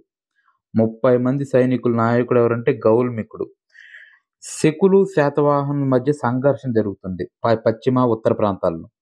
అప్పుడు అందువల్ల గ్రామాలలో ఒక వ్యక్తిని నియమించి గౌల్మికుడుగా నియమించి అతనికి కొంత సైన్యాన్ని ఇచ్చేవాళ్ళు. ఆ సరిహద్దు ప్రాంతాల రక్షణకు నియమించబడిన సేనాధిపతులే ఈ గౌల్మికుడు. ఇంకా చూస్తే ఈ గ్రామిణి ఇక్కడ ఇంపార్టెంట్ ఏంటంటే గ్రామంలో అధికారి గ్రామిణి. ఈ గ్రామిణి యొక్క అధికారాలను గురించి మనకు తెలియజేసే గ్రంథం ఏదంటే గాథా సప్తశతి. గ్రామిణి యొక్క అధికార దర్పాలు ప్రదర్శిస్తున్నాడని మనకు తెలియజేసే గ్రంథం ఏదంటే గాథా సప్తశతి. ఇంకా ఈ గ్రామాలలో సమస్యల పరిష్కారం కొరకు నియమించబడ్డ ప్రభుత్వ అధికారి ఎవరంటే మహాకార్యక. శాతవాహనుల కాలం నాటి చతురంగ బలాలను గురించి ప్రస్తావిస్తున్న శాసనం ఏదని అడిగాడు. దానికి ఆన్సర్ ఏంటంటే కళింగ కారవేలును హతిగుంప శాసనం. ఈయన ఒరిస్సా ప్రాంతం కళింగ ప్రాంతానికి చెందిన రాజు.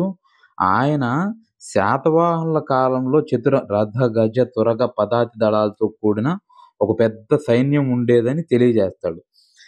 కారణం ఏంటంటే శాతవాహన రాజులు వాళ్ళ సైన్యం గురించి బయట రాజ్యాలకు తెలియనివ్వరు. కాకపోతే వాటి విషయాలను గురించి ఈయన శాసనం వేయిస్తాడు. వీళ్ళకిలాంటి ఈ రథ, గజ, తురగ, పదాతి దళాలతో కూడిన చతురంగ బలాలున్నాయి వీళ్ళకని ఆయన శాసనంలో ప్రస్తావిస్తాడు. ఇంకా హతిగుంప శాసనంలో శాతవాహన రాజ్యంలో కటకము, స్కందవారం. కటకం అంటే శాశ్వత సైన్యాగారం, స్కందవారం అంటే తాత్కాలిక సైనిక శిబిరం. ఇలాగ కటకం, స్కందవారాలు ఉన్నాయని తెలియజేస్తాడు. అదేవిధంగా ఇంకా ఈయనేం తెలియజేస్తాడంటే శాతవాహన యువరాజులు వీళ్ళు శబ్ద, అర్ధ, రూప్య, గణక, లేఖక, విధి, వ్యవహార, గాంధర్వ యుద్ధ విద్యల్లో ప్రవీణులై ఉండేవారు. రాజ్యానికి రావడానికి ముందే ఇవన్నీ క్షత్రియోచిత విద్యలన్నింటినీ నేర్చుకునేవారని ఈ కళింగ కారవేలుడు హతిగుంప శాసనంలో వేయిస్తాడు. శాతవాహనుల కాలంలో ఆర్థిక పరిస్థితులను గురించి ఈ క్రింది వాటిలో సరికానిదేదని అడిగాడు. చూస్తే శాతవాహన రాజ్యానికి ప్రధాన ఆదాయ మార్గం భూమి శిస్తు.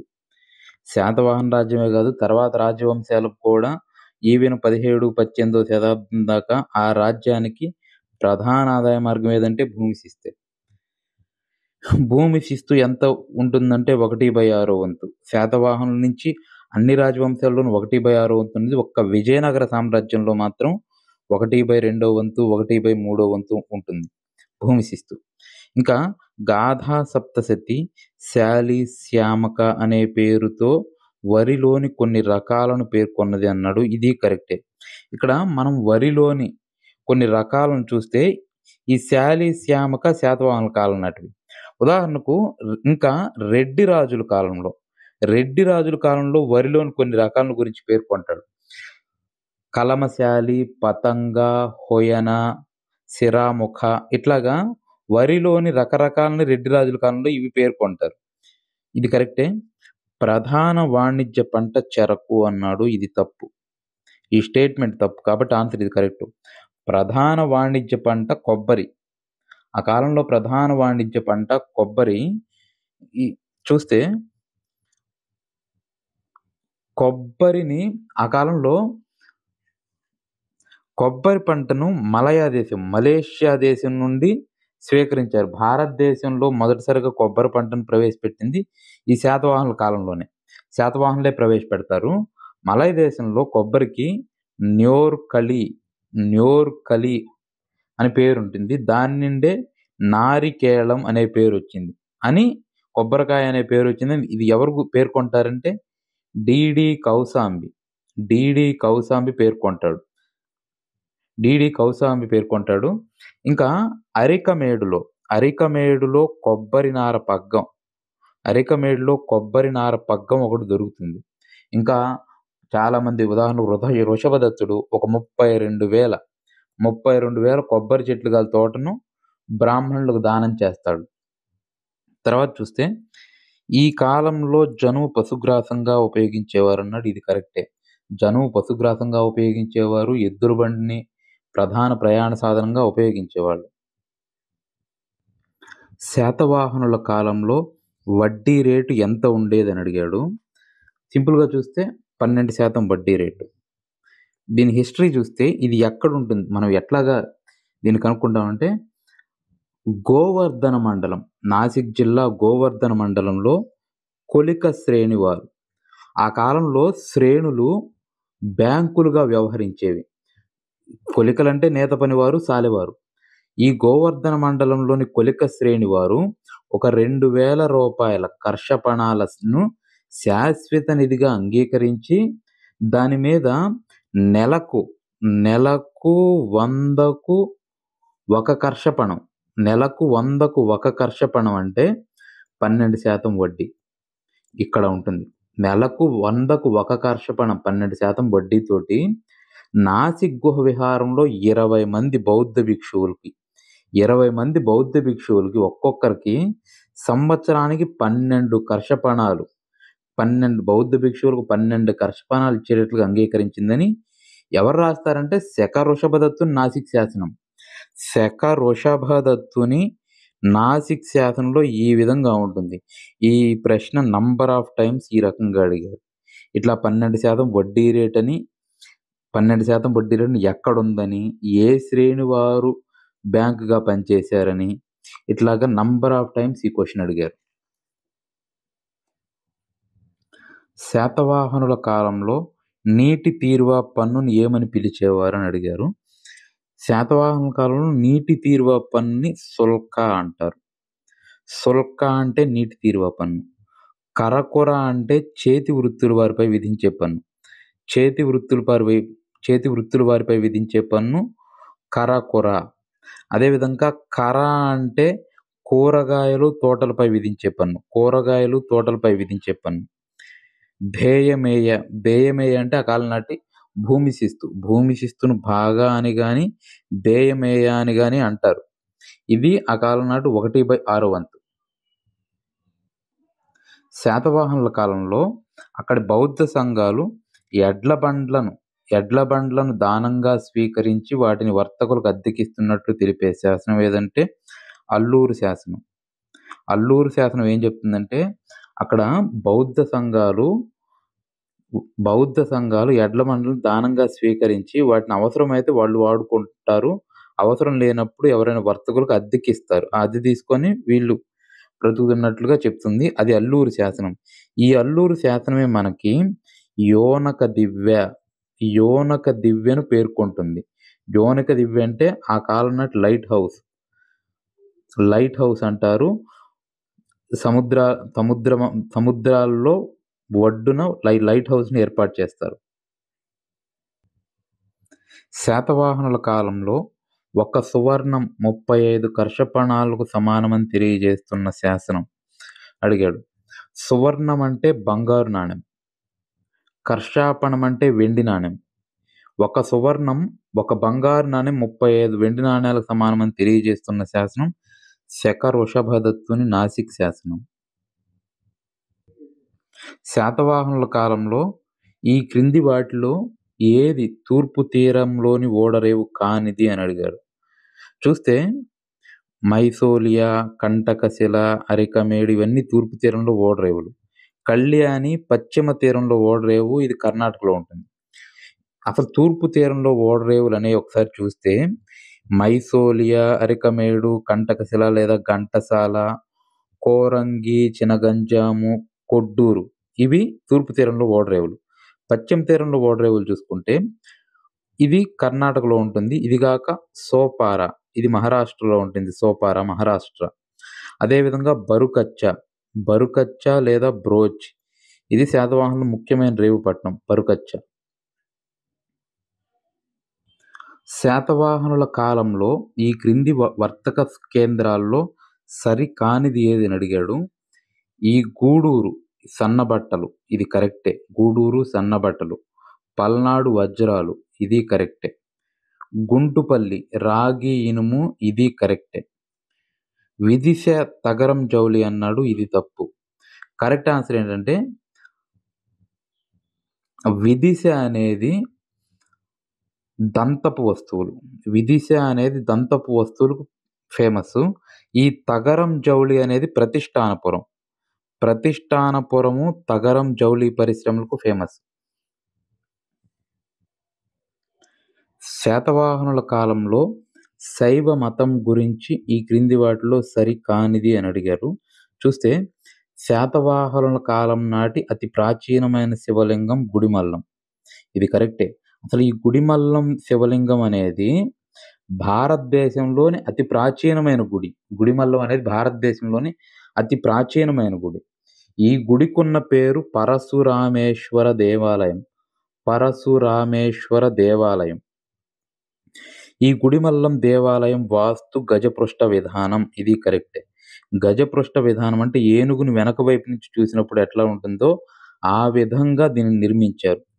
గుడిమల్లం దేవాలయం చిత్తూరు జిల్లాలో ఉందన్నాడు. ఇది తప్పు. దీనికి కారణం ఏంటంటే, ఇది డిస్ట్రిక్ట్ బైఫర్కేషన్ జరక్కముందైతే ఈ స్టేట్మెంట్ కరెక్టే. డిస్ట్రిక్ట్ బైఫర్కేషన్ జరక్కముందు. డిస్ట్రిక్ట్ బైఫర్కేషన్ జరిగిన తర్వాత ఇది తిరుపతి జిల్లా. రేణుగుంట సమీపంలో తిరుపతి జిల్లా కిందకొస్తుంది గుడిమల్లం దేవాలయం. అందువల్ల ఇది తప్పవుతుంది. గాథా సప్తశతి శివస్తోత్రంతో ప్రారంభమై గౌరీ స్తోత్రంతో ముగుస్తుంది అన్నాడు. ఇది కరెక్టే. ఇప్పుడు ఒకసారి గుడిమల్లం దేవాలయం ఒకసారి ఇక్కడ చూస్తే, ఈ గుడిమల్లం దేవాలయం అనేది రేణుగుంట సమీపంలో ఉంటుంది. ఇక్కడ శివలింగం మీద శివుడు బొమ్మ ఉంటుంది. శివలింగం మీద శివుడు బొమ్మ ఉంటుంది. 8 అడుగులు ఎత్తు ఉంటుంది ఈ శివలింగం. ఈ శివుడి బొమ్మ అనేది. ఇక్కడ శివలింగం మీద ఎర్రని కళ్ళతో వెంట్రుకలు విరబోసుకొని ఉంటాడు శివుడు. ఇక్కడ జంతువుల ఎముకలు ఇక్కడ కనిపించినాయి. జంతువుల ఎముకలు ఈ దేవాలయంలో కనిపించినాయి. అక్కడ ఏం జరిగి ఉంటుందంటే, శివుడికి బలిచ్చారు. అందువల్ల అట్లా ఉంటుంది. మధుర భక్తికి ప్రతీకగా నిలిచిన రాధ పాత్రను భారతీయ వాంగ్మయంలో ప్రస్తావించిన గ్రంథం ఏదంటే గాథా సప్తశతి పేర్కొంటుంది. కొండ కుందనాచార్యుడు గురించి క్రింది వారిలో సరికానిదని అడిగాడు. మనకి ఆచార్య నాగార్జునుడు గురించి బిట్టుపడే ఏరియానే, అదేవిధంగా కొండ కుందనాచార్యుడు టాపిక్ బిట్టుపడే ఏరియాని. ఇతడు ఆంధ్రదేశపు మొట్టమొదటి జైన మతాచార్యుడు ఎవరంటే ఈ కొండ కుందాచార్యుడు. ఈయన్ని పద్మనంది భట్టారకుడని, గ్రద్దపించుడని, ఏలాచార్యుడని ఇలా రకరకాల పేర్లతో పిలుస్తారు. ఈయన ఉన్న ప్రాంతం పేరు కొనకండ్ల. ఈయన అనంతపురం జిల్లా సమీపంలో కొనకండ్ల దగ్గర ఒక కొండ గుహలో ఆశ్రమాన్ని ఏర్పరచుకొని ఈయన నివసిస్తాడు. అదేవిధంగా ఈయన అనేక గ్రంథాలు రచిస్తాడు. మొత్తం జైన తాత్విక చింతన మీద 84 అత్యంత ప్రామాణిక గ్రంథాలను ప్రాకృత భాషలో రచించారు. ఇది కరెక్టే. ఈయన రచించిన గ్రంథాల్లో ముఖ్యమైనవి ఒకసారి చూస్తే సమయసారం, ప్రవచనసారం, పంచాష్టికాయం. వీటిని ప్రభాతత్రయం లేదా సారత్రయం అంటారు.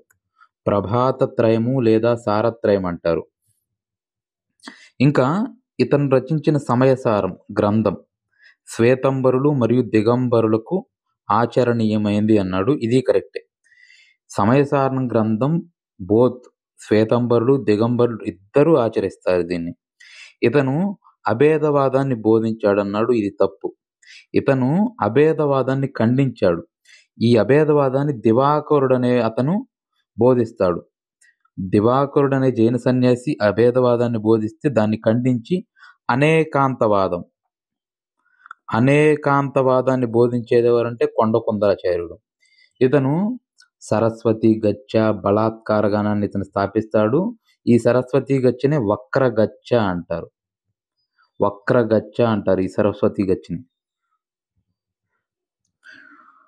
ఆచార్య నాగార్జునుడు గురించి ఈ క్రింది వాటిలో సరికానిది అన్నాడు. లంకావతార సూత్రాన్ని అనుసరించి ఇతని జన్మస్థలం వేదలి.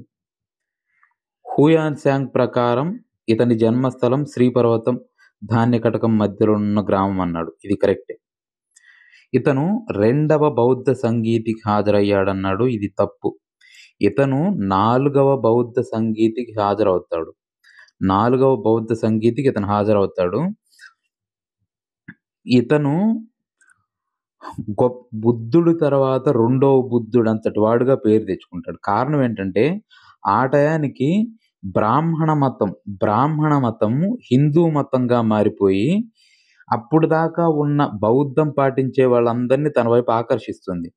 హిందూ మతానికి బ్రాహ్మణ మతానికి ప్రాతిపదిక యజ్ఞయాగాదులు. ఈ యజ్ఞయాగాదులను సామాన్య ప్రజానీకం చెయ్యలేరు.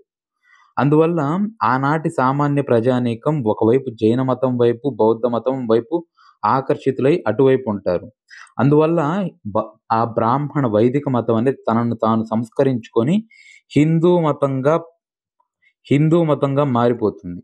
ఈ హిందూ మతంలో ముఖ్యంగా భక్తి గుడి, భక్తి దేవాలయం. దీని ప్రాతిపదిక హిందూ మతం యొక్క ప్రాతిపదిక భక్తి దేవాలయం. భక్తితో దేవుణ్ణి దేవాలయానికెళ్ళి పూజిస్తే కోరిన కోరికలు తీరతాయి అనేదే కాన్సెప్ట్. భక్తితోటి మీరు ఆ దేవుణ్ణి దేవదేవుణ్ణి ప్రార్థిస్తే మీరు కోరిన కోరిక తీరుతుంది. మీకు మనశ్శాంతి వస్తుంది. మీకు ముక్తి లభిస్తుందనేది ఈ హిందూ మతం యొక్క మెయిన్ సిద్ధాంతం. అయితే అందువల్ల ఈ కామన్ మ్యాన్ ఎవరైతే ఉంటారో వారందరూ ఈ హిందూ మతం వైపు అట్రాక్ట్ అవుతారు. ఫస్టు అసలందరూ వైదిక మతంలోనే ఉండేవాళ్ళు. యజ్ఞయాగాదులను వీటిని కామన్ మ్యాన్ చేయడానికి లేదు. ఈ గుళ్ళు లేవు. అందువల్ల వాళ్ళు ఈ బౌద్ధ మతం వైపు అట్రాక్ట్ అయ్యి బౌద్ధ మతం వైపు వెళ్ళిపోతారు. బౌద్ధ మతం వైపు వెళ్ళిన వాళ్ళు వాళ్ళని వైదిక మతం తనను తాను సంస్కరించుకొని హిందూ మతంగా మారిపోయి మళ్ళీ తిరిగి అట్రాక్ట్ చేస్తుంది. బౌద్ధం నుంచి మళ్ళీ హిందూ మతానికి మారిపోతారు. అప్పుడు ఈ ఆచార్య నాగార్జునుడు ఏం చేస్తాడంటే మహాయానాన్ని, బౌద్ధంలో మహాయానాన్ని ప్రారంభిస్తాడు. మహాయాన బౌద్ధ సంప్రదాయ ప్రవర్తకుడు అంటారు ఈయన్ని. మహాయానంలో బుద్ధుణ్ణి దేవుడిగా ప్రార్థిస్తారు. విగ్రహం రూపంలో బుద్ధుణ్ణి దేవుడిగా ప్రార్థిస్తారు. ఈ బుద్ధుడు అనేక సార్లు జన్మిస్తాడు. మీరు కోరిన కోరికలను బుద్ధుడిని మీరు ప్రార్థిస్తే మీరు కోరిన కోరికలు తీరుస్తాడు. మీకు ముక్తిని ప్రసాదిస్తాడు అని ఒక రకమైన మహాయానాన్ని ప్రతిపాదిస్తాడు. ఈ మహాయానం ప్రతిపాదించడం వల్ల తిరిగి కొంతవరకు బౌద్ధ మతం కొన్ని వందల సంవత్సరాల పాటు ఇది మళ్ళీ ఉనికిని చాటుకుంటుంది. ఆ రకంగా ఈయన్ని ఈ బౌద్ధ మతంలో రెండవ బుద్ధుడు అంటారు. ఇంకా ఈయన్ని రెండవ తథాగతుడు, Martin Luther of Indian Einstein అంటారు. చూస్తే ఈయన ఈ మహాయానాన్ని ప్రతిపాదించేది నాలుగవ బౌద్ధ సంగీతిలో ఇక్కడ 2 ఇచ్చాడు. అయితే రెండవ బౌద్ధ సంగీతికి ఎవరు హాజరయ్యారంటే మహదేవ భిక్షు. ఆంధ్రదేశం నుండి మహదేవ భిక్షు రెండవ బౌద్ధ సంగీతికి హాజరవుతాడు. ఇంకా యజ్ఞశ్రీ శాతకర్ణి కాలంలో నాగార్జునుడు ధాన్యకటక మహాచైత్యానికి అద్భుతమైన శిల్పాలతో గొప్ప ప్రాకారాన్ని నిర్మించాడని టిబెట్ ఇతిహాసాల ద్వారా స్పష్టమవుతుంది. ఈ స్టేట్మెంట్ కరెక్టే. ఇతడు గొప్ప విషవైద్యుడని భానుడు ప్రశంసించాడు. ఇది కరెక్టే స్టేట్మెంట్. ఆచార్య నాగార్జునుడు రచించిన గ్రంథాల్లో లేనిది అని అడిగాడు. ఒకసారి చూస్తే ఆచార్య నాగార్జునుడు మొత్తం సంస్కృతంలో 24 గ్రంథాలను రచిస్తాడు. ఈ ఆచార్య నాగార్జునుడు ప్రాకృతంలో రాసిన ఏకైక గ్రంథం ఏదంటే ప్రజ్ఞ అపరిమిత. ఈ గ్రంథం విజ్ఞానానికి సరిహద్దులు అని దీని అర్థం. మహాయాన బౌద్ధ మత విషయాలు ఉంటాయి. సరే, ఈ క్వశ్చన్ విషయానికి వస్తే లేని గ్రంథం అన్నాడు. సుహృలేఖ ఈయన రచించాడు. రసరత్నాకరం ఈయన రచించిన గ్రంథమే. ఆరోగ్య మంజరి ఈయన రచించిన గ్రంథమే. ప్రమాణ సముచ్చయం ఈయన రచించిన గ్రంథం కాదు.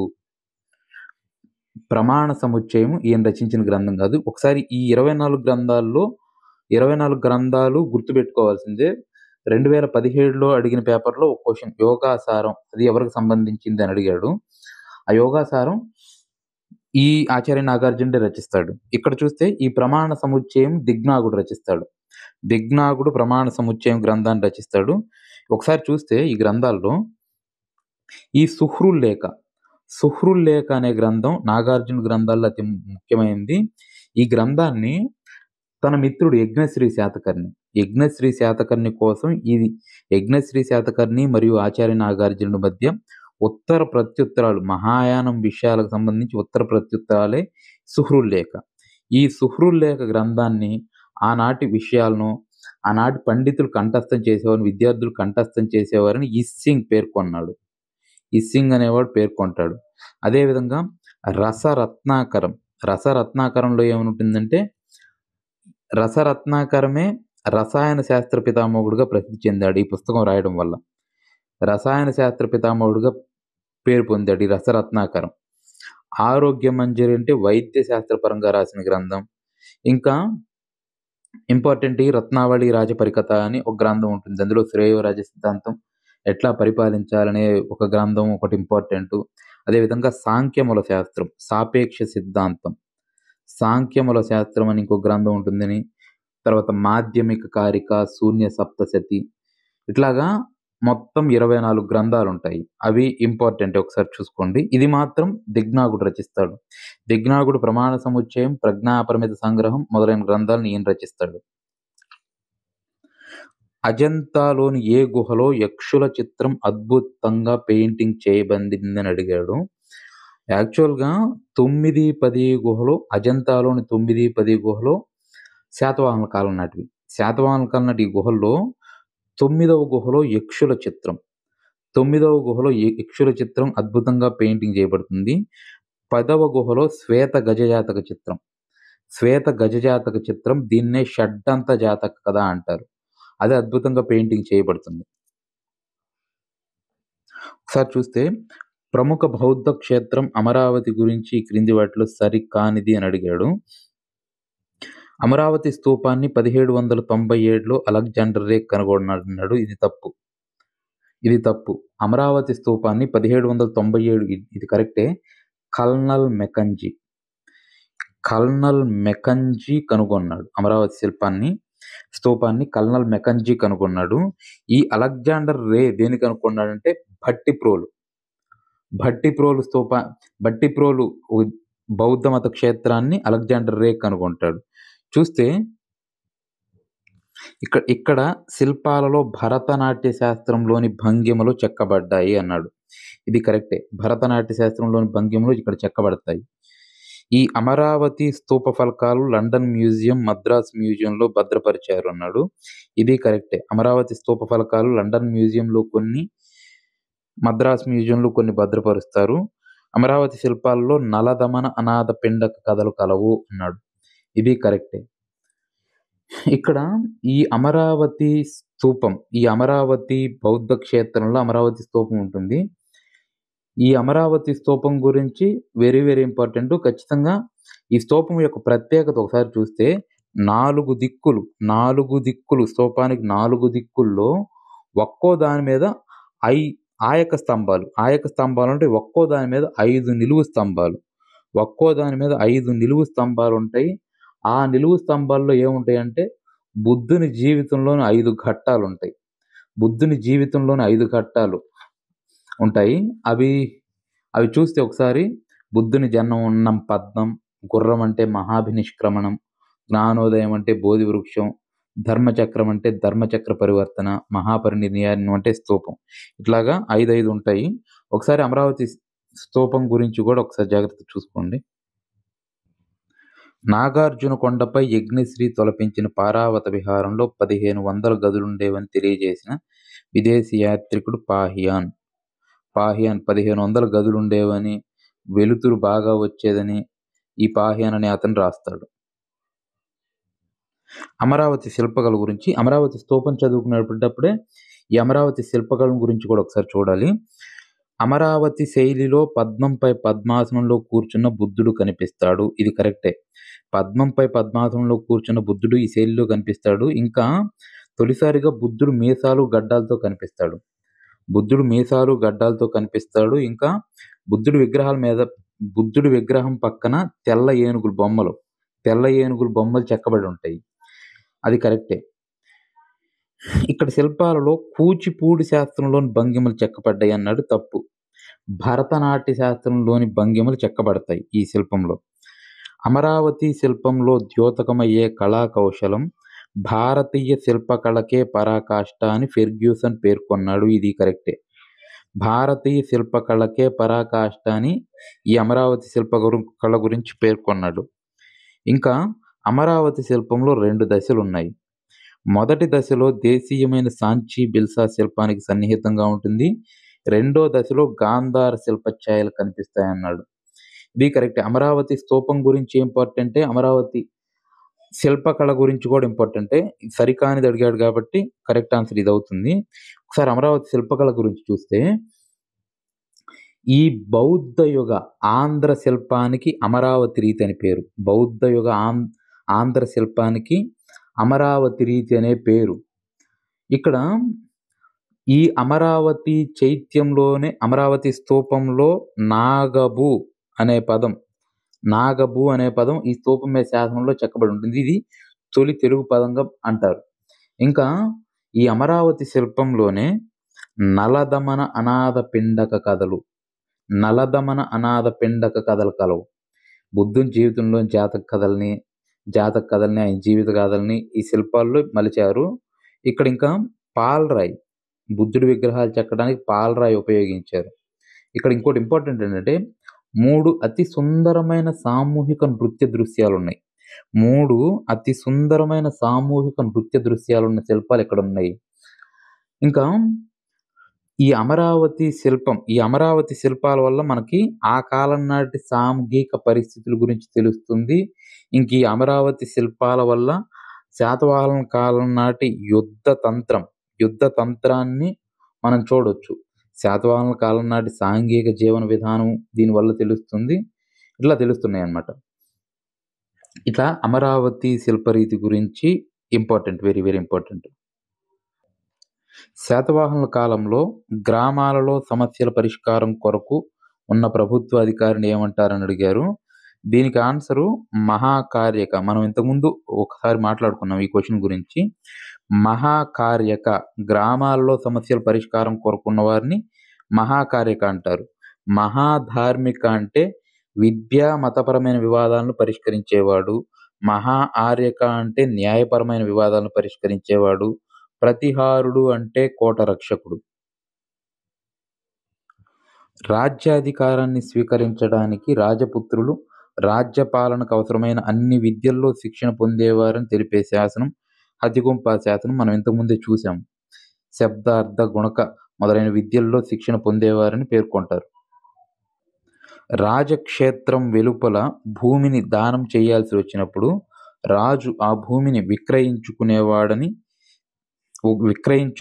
కొనుక్కొని దానం చేసేవాడని తెలిపే శాసనం ఏంటంటే ఉర్లాం శాసనం.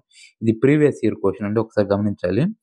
ఆ కాలంలో రైతుకి భూమి మీద హక్కులు ఉండేవి. మొత్తం 4 రకాల భూములు ఉండేవి.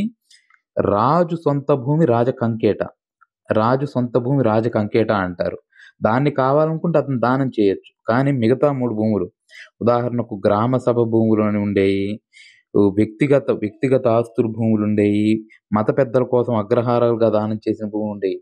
ఒకవేళ ఈ 3 రకాల భూముల్లో రాజు కనుక దానం చేయాల్సి వచ్చినప్పుడు అప్పుడు ఆ భూమిని రాజు కొనుక్కొని అప్పుడు దానం చేసేవాడు అని తెలిపే శాసనం ఏంటంటే ఉర్లాం శాసనం. ఇది ప్రీవియస్ ఇయర్ క్వశ్చన్. చూస్తే శాతవాహనుల కాలంలో సామాజిక వ్యవస్థ గురించి ఈ క్రింది వాటిలో సరికానిదని అడిగాడు. అప్పట్లో చతుర్వర్ణ వ్యవస్థ ఉండేది. కానీ సాధారణ ప్రజలు బౌద్ధ మతాన్ని స్వీకరించడం కారణంగా వర్ణ వ్యవస్థపై సమాజం ప్రభావం పెద్దగా చూపలేదు. ఈ హిందూ మతంలోనే వర్ణ విభజన, కుల వ్యవస్థ విభజన ఉన్నాయి. బౌద్ధంలో అవేమి లేవు. కాబట్టి ఎక్కువ మంది సాధారణ ప్రజలు బౌద్ధ మతాన్ని అనుసరిస్తున్నారు కాబట్టి ఈ వర్ణ విభజన, కుల వ్యవస్థ గురించి పెద్ద ప్రభావం ఆ రోజుల్లో లేదు. ఆ కాలంలో ఉమ్మడి కుటుంబ వ్యవస్థ ఉండేది. అయినప్పటికీ వీరు ఉమ్మడి వృత్తిని చేపట్టలేదన్నారు. ఇది కరెక్టే. దిమిక అనే చర్మకారుడు తన కుటుంబ సమేతంగా అమరావతి స్తూపాన్ని సందర్శించి పూర్ణ కుంభం సమర్పించాడనేది ఈ స్టేట్మెంట్ కరెక్టే. మహిళలకు మత స్వేచ్ఛ ఇవ్వలేదు అన్నాడు. ఇది తప్పు. మహిళలకు మత స్వేచ్ఛ కల్పించబడింది. వాళ్ళకు నచ్చిన మతాన్ని వాళ్ళు స్వీకరించారు. శాతవాహనుల కాలంలో భారీ నౌకలకు సముద్రంలో దారి చూపడానికి త్రవ్వగా, చటింబ లేదా బటిం అనే పడవలు ఉండేవని తెలిపే గ్రంథం అని అడిగారు. దీనికి ఆన్సర్ ఏంటంటే Periplus of the Erythraean Sea. Satavahana కాలానికి సంబంధించి ఈ క్రింది వాటిలో సరికానిదన్నాడు. ధాన్య కటక శాసనాన్ని బట్టి బౌద్ధ భిక్షువులు అక్కడ వందనామ గోష్ఠిగా ఏర్పడినారు. ఇది కరెక్టే. భట్టిప్రోలు శాసనాన్ని బట్టి అక్కడి బౌద్ధ భిక్షువులు సింహగోష్ఠిగా ఏర్పడినారన్నారు. ఇది కరెక్టే. బౌద్ధ కేంద్రాల్లోని కట్టడాలను నిర్మించిన శిల్పులను శేలవర్ధకులు అని అంటారు. ఇది కరెక్టే. ఆంధ్రదేశం వస్త్ర పరిశ్రమకు ప్రసిద్ధి చెందినదని చుళ్ళకళింగ జాతకం చెప్తుందన్నాడు. ఇది తప్పు.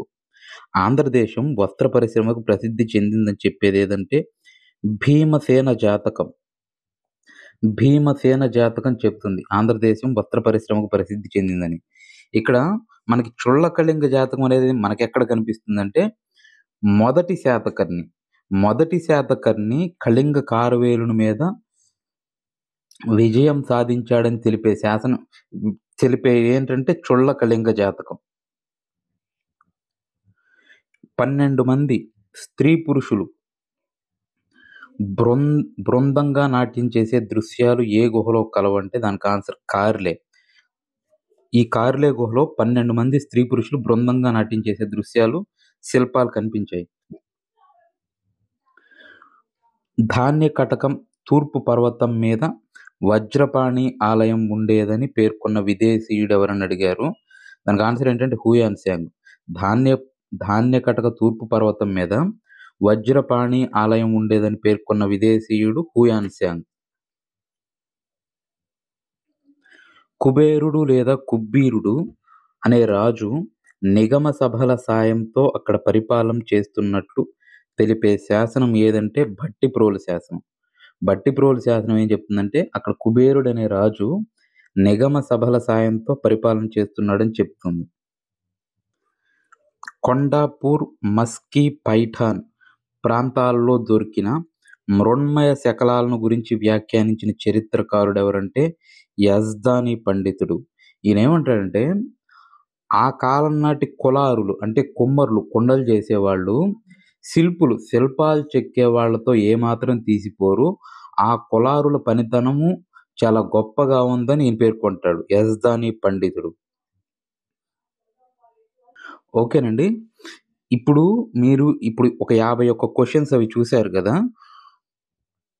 ఇవి కాన్సెప్ట్ ఓరియెంటెడ్ క్వశ్చన్స్. మిమ్మల్ని పేపర్ టఫ్‌గా వచ్చినప్పుడు ఇలాంటి క్వశ్చన్స్ అడగడానికి అవకాశం ఉంటుంది. అంతేగాని శాతవాహన సామ్రాజ్య వంశ స్థాపకుడు ఎవరు? లేకపోతే ఇట్లాంటి క్వశ్చన్స్ మీకు రానే రావు. శాతవాహనులో అతి గొప్ప రాజు ఎవరంటే గౌతమిపుత్ర శాతకర్ణి. ఇలాంటి ప్రశ్నలు రావు. ఇలాంటి ప్రశ్నలే చదవాలి. నేను ఈ 50 ప్రశ్నలను బిట్టుపడే ప్రీవియస్ ఇయర్ క్వశ్చన్స్ చూసి బిట్టుపడే ఏరియాస్ ఎక్కడైతే ఉంటాయో దానికి అనుగుణంగానే తయారు చేశాను. మీరు ఈ క్వశ్చన్స్ చూడాలి. ఈ బిట్టున్న ఏరియాస్ మీరు చదువుకోవాలి. నేను కొంత ఇన్ఫర్మేషన్ ఇచ్చాను. మీరు ఈ రేంజ్‌లో చదువుకుంటే మీకు మాక్సిమం 65+ ఏపీ హిస్టరీలో 65+ స్కోర్ చేయడానికి అవకాశం ఉంటుంది. థాంక్ యూ అండి. Thank you for watching this video.